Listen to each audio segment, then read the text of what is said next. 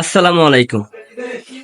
যারা জুন মাসের 19 তারিখের আগে মোফা করছেন তাদের জন্য এম্বাসি কিন্তু দারুণ একটা সুখবর দিচ্ছে।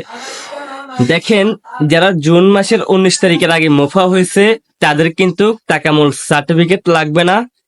সেটা ক্লিনার বিষয় হোক, লোড আনলোড বিষয় হোক, নতুবা যে কোনো কাজের বিষয় হোক, আপনাদের কিন্তু টাকামূল সার্টিফিকেট লাগবে না যারা জুন মাসের 19 তারিখের আগে মুফা হয়ে গেছে। তো অবশ্যই এটা আমাদের জন্য একটা দারুণ একটা খবর। তো আমার যেসব ভাইয়েরা আমাকে কমেন্ট করছেন যে ভাই আমার জুন মাসের আগে মুফা হয়েছে এখনো ভিসা হাতে পাই নাই, তো আপনারা কিন্তু আগামী বৃহস্পতিবারে মানে 3 তারিখে আপনারা 3 তারিখ থেকে ভিসা হাতে পেয়ে যাবেন। সৌদি এম্বাসি কিন্তু এটাই জানাইছে সবাইকে।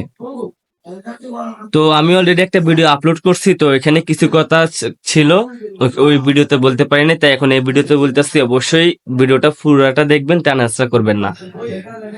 যাদের মোফার ম্যাচ শেষ হয়ে গেছে তারা কি সার্টিফিকেট লাগবে?